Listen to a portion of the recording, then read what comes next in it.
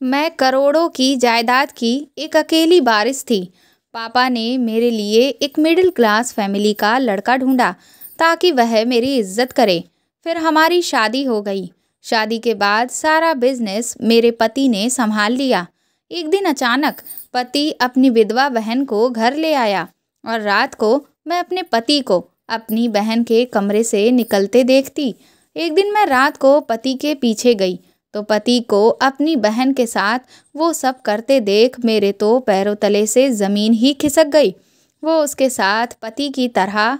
मेरा पति दफ्तर गया हुआ था और मैं घर के नौकरों के पीछे थी, क्योंकि घर का सारा काम मैं खुद अपनी निगरानी में ही करवाया करती थी।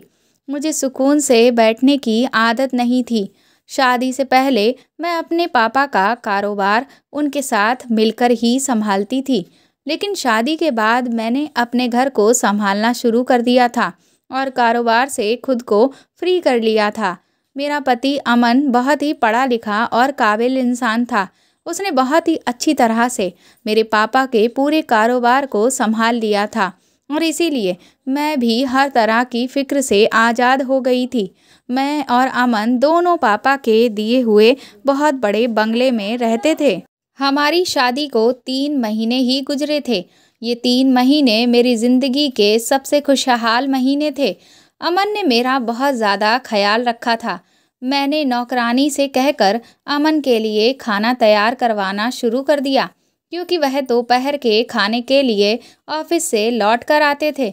अमन के आने से पहले मैं भी तैयार हो गई। मैंने सोचा था कि आज मैं उन्हें वापस ऑफिस जाने ही नहीं दूंगी, बल्कि उनके साथ कुछ मूवी देखने के लिए जाऊंगी। जब अमन वापस आए तो वह अकेले नहीं थे, बल्कि उनके साथ में एक औरत भी थी जिसे मैं पहली बार देख रही थी। अमन ने मुझे बताया कि वह औरत उनकी विधवा बहन नीलम है, जो अपने ससुराल वालों के साथ अभी तक रह रही थी, लेकिन अब उनके ससुराल वालों ने नीलम को घर से निकाल दिया है और अमन के सिवा इस दुनिया में अब उसका कोई भी नहीं है। इसीलिए अमन मजबूरन नीलम को हमारे घर वापस ले आए ताकि वह हमारे साथ रह सके। अमन ने बहुत ही प्यार और इज्जत से मेरी तरफ देखते हुए पूछा, प्रतिज्ञा, अगर मैं अपनी बहन को तुम्हारे घर में रख लूं तो तुम्हें कोई दिक्कत तो नहीं होगी? अगर तुम चाहो तो हम नीलम को सर्वेंट क्वार्टर में रहने की जगह दे देते हैं, क्योंकि मेरी बहन का मेरे सिवा इस दुनिया में और कोई सहारा नहीं है, इसलिए मैं उसे अकेला नहीं छोड़ सकता। पहले ही मेरी बहन को वक्त ने बहुत तकलीफ़ें दी हैं। वह इतनी कम उम्र में ही अपने पति की जुदाई का अकेलापन झेलने के लिए मजबूर है। अब मैं इसे खुद से दूर नहीं कर सकता। अमन की आंखों की नमी देखकर मैं तड़प उठी। मैंने नाराज़गी जाहिर करते हुए अमन से कहा, ये आप कैसी बातें कर रहे हैं? आपकी बहन मेरी भी तो कुछ लगती है, और भला मैं अपनी ननद को सर्वेंट क्वार्टर में क्यों रहने दूंगी? हमारा इतना बड़ा बंगला है, इसमें बहुत सारे कमरे खाली ही तो पड़े हैं। आप जो कमरा नीलम को देना चाहें वह आप दे सकते हैं। मेरी बात सुनकर अमन का चेहरा खुशी से खिल उठा। वह मेरा हाथ पकड़कर कहने लगे कि प्रतिज्ञा, मैं तुम्हारा जिंदगी भर एहसानमंद रहूंगा। मैंने उसे कहा कि अगर आपने अब एक बार भी ऐसी बात कही तो मैं आपसे बहुत नाराज हो जाऊंगी। मैंने आगे बढ़कर नीलम को भी गले से लगा लिया और अमन से कहा कि आप इन्हें अपने कमरे में ले जाएं, मैं अभी सबके लिए खाना लगवाती हूँ। अमन ने नीलम को हमारे बगल वाले कमरे में ही रहने की जगह दे दी। मैंने इधर सबके लिए खाना लगवा दिया था। थोड़ी देर में अमन और नीलम भी खाने के लिए चले आए। मैं अभी तक अमन की बहन के बारे में कुछ भी नहीं जानती थी और ना ही शादी से लेकर आज तक अमन ने कभी भी अपनी किसी भी बहन का कोई जिक्र किया था। अमन की बहन बहुत ही मासूम और खूबसूरत थी। वह सर झुकाए बैठी चुपचाप खाना खा रही थी और मैं अंदर ही अंदर सोच रही थी कि किस्मत ने इस बेचारी पर कैसा सितम ढाया है कि भरी जवानी में ही यह बेचारी विधवा हो गई और इसका कोई सहारा भी नहीं बचा।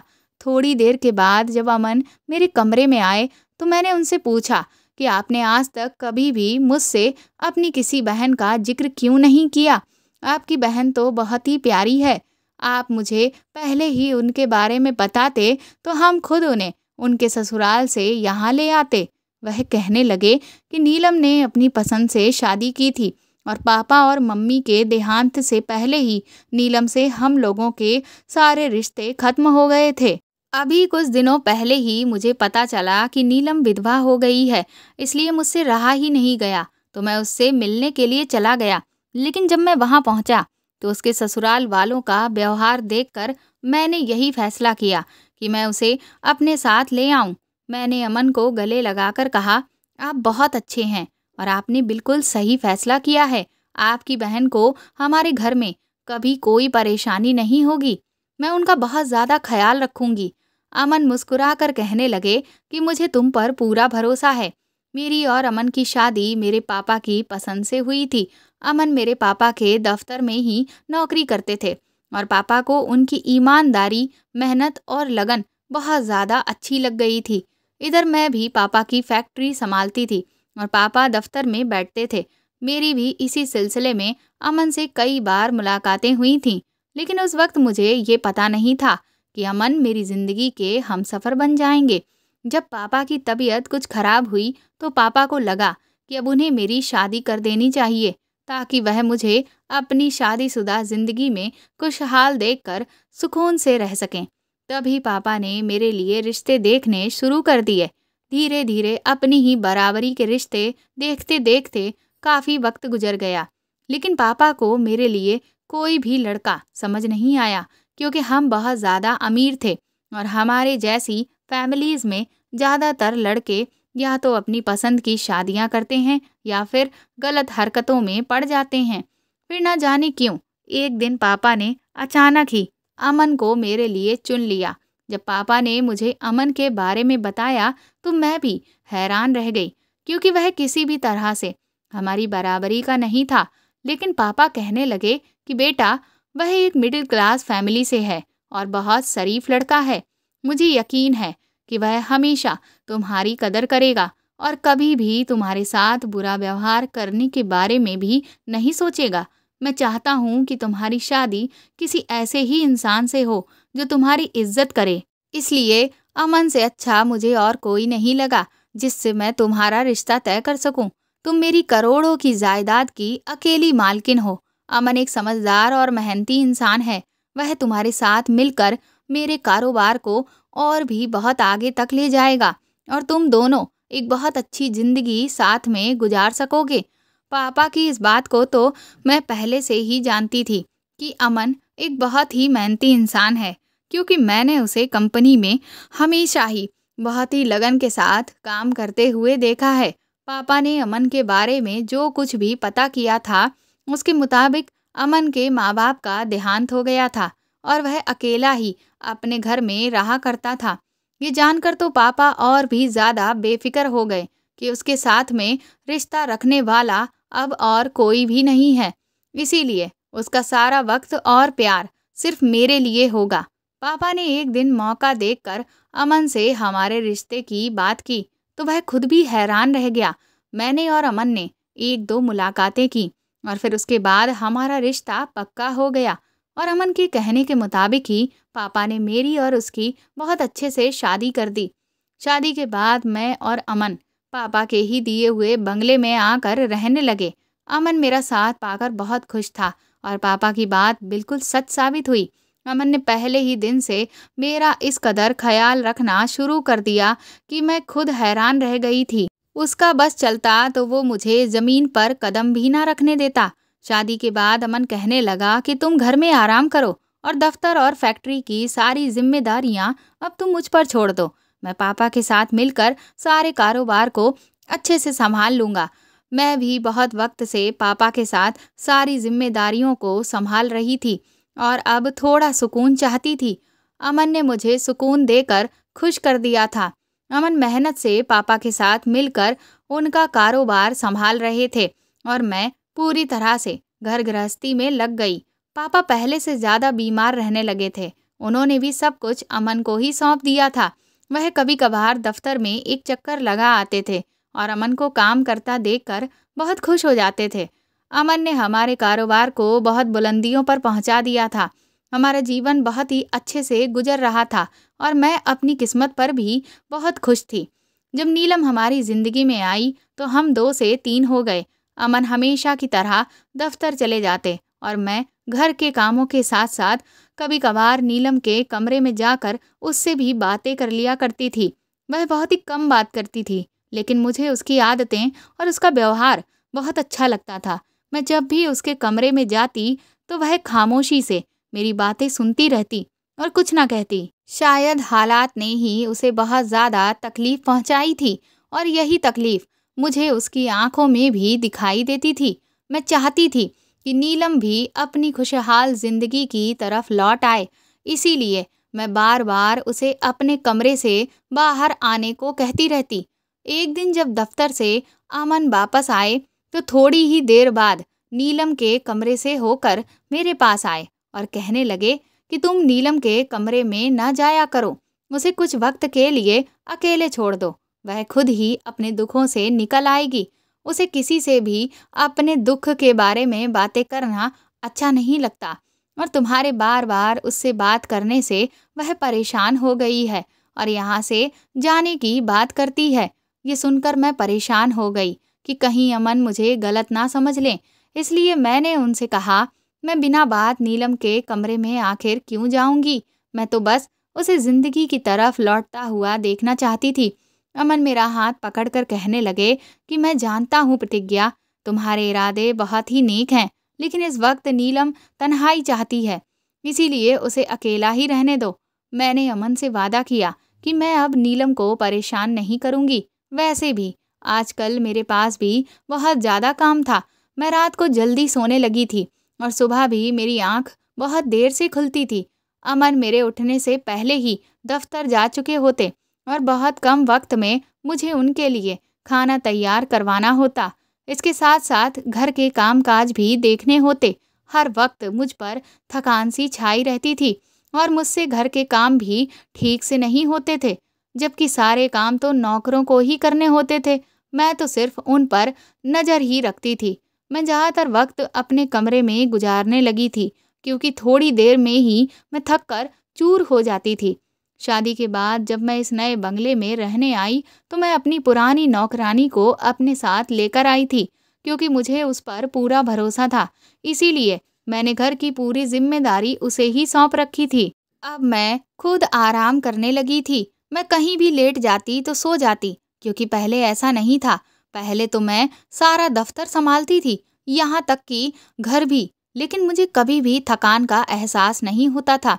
अब तो मेरी तबीयत इतनी अजीब रहने लगी थी कि मैंने रात में कॉफ़ी पीना भी कम कर दिया था, जबकि पहले तो कॉफ़ी के बगैर मैं कभी सोती ही नहीं थी।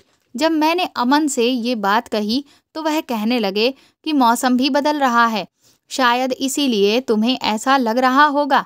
चलो अच्छा ही है, तुम अब ज़्यादा आराम किया करो।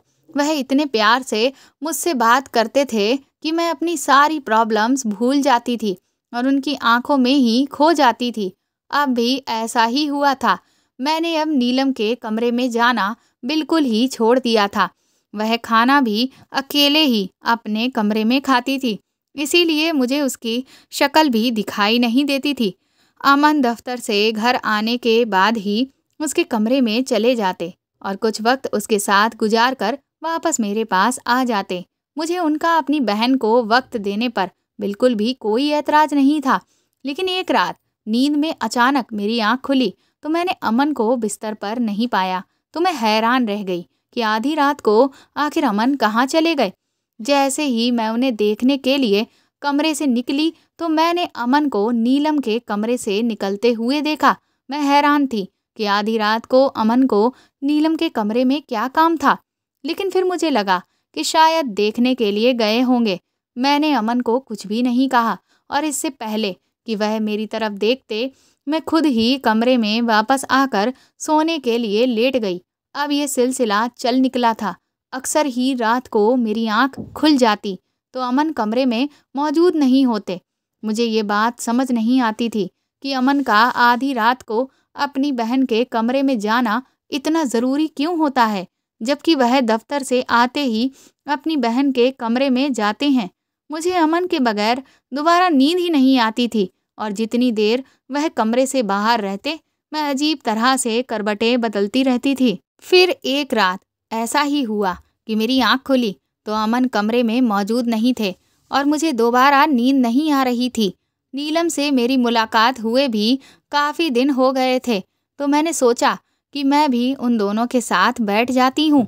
मैं अपने कमरे से निकलकर नीलम के कमरे के दरवाजे तक पहुंची तो दरवाज़ा पूरी तरह से बंद नहीं था और अंदर का कुछ कुछ मुझे नज़र आ रहा था, लेकिन सामने जो नज़ारा था उसने मेरे होश उड़ा कर रख दिए थे। मैं सोच भी नहीं सकती थी कि अमन आधी रात को अपनी बहन के साथ ये सब करते हैं। मेरे लिए वहाँ खड़े रहना मुश्किल होने लगा था। अंदर से आती अजीब आवाज़ों ने मेरे दिमाग को सुन्न कर दिया, मेरे बोलने की ताकत भी छीन ली थी। अमन नीलम को सीने से लगाए बैठे थे और उसे प्यार कर रहे थे, लेकिन ऐसी मोहब्बत एक बहन भाई के बीच किसी भी सूरत में नहीं हो सकती। मैंने उन्हें जिस हालत में देखा था उसको लफ्जों में बयान करना बिल्कुल भी मुमकिन नहीं था, लेकिन अमन और नीलम की बातों ने तो मेरे कदमों तले जमीन निकाल दी। उनके रिश्ते की हकीकत भी पूरी तरह से खुलकर मेरे सामने आ गई थी। नीलम कह रही थी, और कितने दिन हम ऐसे ही भाई बहन होने का ड्रामा करते रहेंगे और मैं अपनी ही सौतन को अपनी आंखों के सामने बर्दाश्त करती रहूंगी। मैं जब भी प्रतिज्ञा को देखती हूँ तो मेरा खून खौलने लगता है। अब मेरा दिल चाहता है कि मैं उसे हमारी ज़िंदगी से बाहर निकाल कर फेंक दूं। तो अमन ने नीलम से कहा कि इसीलिए मैंने प्रतिज्ञा को तुम्हारे कमरे में आने से मना कर दिया है। मुझे भी यही डर लगा रहता था कि कहीं तुम गुस्से में उसके सामने कोई सच्चाई बयान ना कर दो। बस कुछ दिनों की ही बात है, फिर प्रतिज्ञा और उसके बाप से हमेशा के लिए हमारी जान छूट जाएगी और ये सारी दौलत और जायदाद हम दोनों पति पत्नी की हो जाएगी। नीलम कहने लगी कि इतने दिनों से मैं इसी बात का तो इंतजार कर रही हूँ, लेकिन आप हर रात उसके साथ उसके कमरे में होते हैं और मैं यहाँ अंगारों पर चलती हूँ। ये सोचकर मेरा दिल बहुत जलता है कि आपने उसे अपनी बाहों में ले लिया होगा। अमन ने नीलम से कहा कि तुम मेरी पहली और आखिरी मोहब्बत हो और ये सब मैंने तुम्हें एक नई जिंदगी देने के लिए ही तो किया है। आखिर तुम कब तक एक छोटे से घर में अपनी ख्वाहिशों को मारकर जीती रहती। इसीलिए मैंने हम दोनों के भले के लिए ही ये फैसला बहुत मुश्किल से किया है। मेरे लिए भी किसी और औरत के साथ रह पाना आसान नहीं है। मैंने प्रतिज्ञा के बाप को थोड़ा थोड़ा जहर देना शुरू कर दिया है और उसी की वजह से वह पहले से कई ज़्यादा बीमार रहने लगा है। और प्रतिज्ञा के कॉफ़ी के जार में भी मैंने जहर मिला दिया है। उसे रोज़ाना कॉफ़ी पीकर सोने की आदत है और यकीनन उसके शरीर में भी जहर अपना असर दिखा रहा है। इसीलिए वह ज़्यादातर वक्त सोती रहती है। मैं भी इसीलिए इतनी आसानी से तुम्हारे पास आ जाता हूँ, क्योंकि मुझे पता है कि एक बार वह अगर सो जाएगी तो फिर वह सुबह ही उठेगी। बस कुछ दिन और ये सब बर्दाश्त कर लो, फिर प्रतिज्ञा और उसके बाप का किस्सा हमेशा के लिए ख़त्म हो जाएगा और हम दोनों एक आलीशान बंगले में एक साथ पूरी ज़िंदगी गुजारेंगे। अमन नीलम से अपनी बेतहाशा मोहब्बत का इजहार कर रहा था और मैं उदासी की हालत में दरवाजे के पास खड़ी थी। मुझे तो यकीन ही नहीं हो रहा था कि मेरे बाप ने जिस सीधे साधे और शरीफ इंसान को मेरे लिए पसंद किया था, असल में वह वैसा बिल्कुल नहीं है जैसा दिख रहा था। वह तो बहुत बड़ा धोखेबाज था। अमन के लिए मैं सिर्फ और सिर्फ 1 रुपयों से भरी हुई तिजोरी थी, जिससे वह अपनी ज़िंदगी की सारी ख्वाहिशों को पूरी करना चाहता था। मेरे पापा को भी उसने मौत के करीब पहुंचा दिया था और वह जल्द ही मुझसे भी छुटकारा पाना चाहता था। उसे बहुत अच्छी तरह से मालूम था कि मेरे और पापा के मरने के बाद ये सब कुछ खुद ब खुद उसके नाम पर हो जाएगा। इसीलिए वह अब तक हमारे आगे अच्छा बनने का ड्रामा करता रहा था। तभी मुझे एकदम से चक्कर महसूस होने लगा। मेरे शरीर में कमजोरी तो पहले से ही बहुत दिनों से थी, इसीलिए मैं लड़खड़ा गई। तभी अमन को और नीलम को मेरी मौजूदगी का एहसास हो गया। जैसे ही उन दोनों की नज़र मुझ पर पड़ी तो उनके चेहरों का रंग उड़ गया। अमन को तो इस बात का पता भी नहीं था कि मैं पिछले कुछ दिनों से कॉफ़ी पी ही नहीं रही थी और शायद इसीलिए मुझे रात के वक्त ठीक से गहरी नींद नहीं आती थी, जबकि मैं सुबह उठकर कॉफ़ी पीती थी, जिसके कारण मैं सारा दिन नशे में रहती थी। अमन हैरानी से कहने लगा कि प्रतिज्ञा, तुम यहाँ क्या कर रही हो? मैं तो नीलम को देखने के लिए आया था। अमन को यह महसूस नहीं हुआ था कि मैंने उन दोनों की सारी बातें सुन ली हैं और आज उन्हें एक साथ देख लिया है। मैंने मन में सोचा कि इस वक्त अमन को ये पता नहीं चलना चाहिए कि मैं उसकी सारी सच्चाई जान गई हूँ। इसलिए मैंने झूठ का सहारा लिया और अमन से कहा कि वह मुझे नींद नहीं आ रही थी, इसीलिए मैं तुम्हें बुलाने के लिए आई थी। अमन तुरंत ही मेरे साथ कमरे में लौट आया। उस पूरी रात मैंने बहुत मुश्किल से अपने आंसुओं को रोक कर रखा था, क्योंकि मैं अमन से बहुत ज़्यादा प्यार करने लगी थी। मैंने उसे दिल से अपना माना था, लेकिन उसने मेरे विश्वास को तोड़ कर रख दिया था। सुबह होते ही अमन दफ्तर के लिए निकल गया और मैंने मौका देखकर एसपी साहब को फ़ोन मिलाया, जो मेरे पापा के दोस्त हैं। मैंने रोते हुए उन्हें सारी हकीकत बयां कर दी और उन्होंने मुझे यकीन दिलाया कि वह सब कुछ ठीक कर देंगे। थोड़ी ही देर में कुछ पुलिस वालों के साथ वह हमारे घर आ गए और सबसे पहले उन्होंने नीलम को उसके कमरे में बंद कर दिया। उन्होंने मेरे कॉफ़ी के जार को अपने कब्जे में लिया और उसे टेस्ट करवाने के लिए भेज दिया, ताकि ये साबित हो सके कि अमन ने मुझे जहर देने की कोशिश की है। उसके बाद एक लेडी कांस्टेबल को बुलवाकर नीलम से भी पूछताछ शुरू करवा दी गई, तो उसके बाद वह भी एक रट्टू तोते की तरह सच बोलती चली गई। तब हमें पता चला कि अमन पहले से जानता था कि मेरे पापा मेरे लिए रिश्ता देख रहे हैं, इसलिए उसने सबसे पहले नीलम को छोड़कर एक दूसरा घर किराए पर लिया और जानबूझकर पापा की नज़रों के आगे हीरो बन गया। और थोड़ा उसकी किस्मत ने भी उसका साथ दिया और वह पापा को अपने बुने जाल में फंसाने में कामयाब हो गया। दरअसल अमन और नीलम ने लव मैरिज की थी, लेकिन वह दूसरी तरफ गरीबी के हाथों बहुत ज़्यादा तंग आ चुके थे और एक अच्छी ज़िंदगी गुजारना चाहते थे, जिसके लिए उन्होंने फिर मेरी ज़िंदगी बर्बाद करने का फ़ैसला किया। दौलत के नशे में अमन इतना अंधा हो गया कि उसने मेरी और मेरे बाप की जान लेने को भी मुश्किल नहीं समझा। नीलम के बयान ने पूरे मामले को आसान बना दिया था, इसीलिए एसपी साहब ने तुरंत ही अमन को गिरफ्तार कर लिया। इधर मैंने भी अमन पर केस कर दिया था और अपने पापा का इलाज करवाना शुरू कर दिया। उनके शरीर में अब तक काफ़ी जहर जा चुका था, जिसकी वजह से वह बिस्तर पर आ गए थे। आज अमन और नीलम जेल की सलाखों के पीछे थे और अपने लालच का अंजाम भुगत रहे थे। मैंने एक बार फिर से अपने पापा के कारोबार को संभालना शुरू कर दिया था और हम अपनी ज़िंदगी में आगे बढ़ गए थे। इस दुनिया में बहुत से ऐसे लोग हैं जो जैसे दिखते हैं वह वैसे बिल्कुल भी नहीं होते हैं। कई बार तो हम कुछ लोगों के साथ जब कई सालों रहते हैं, तब जाकर उनका असली चेहरा हमें दिखाई देता है। इसीलिए अपनी बेटियों की किस्मत का फैसला करते वक्त सामने वाले इंसान की बहुत अच्छे से छानबीन कर लेनी चाहिए, ताकि आपकी बेटी की ज़िंदगी बर्बाद ना हो। तो दोस्तों, आपको ये कहानी कैसी लगी मुझे कमेंट करके ज़रूर बताएं और प्लीज़ मेरी इस कहानी को ज़्यादा से ज़्यादा शेयर और लाइक करें। आप चाहें तो मुझे सुपर थैंक्स भी दे सकते हैं। साथ ही अगर आप चैनल पर नए हैं तो सब्सक्राइब करके बेल आइकन ज़रूर दबा दें, ताकि आगे भी मैं आपको ऐसी ही अच्छी कहानियाँ सुनाती रहूँ। Thank you.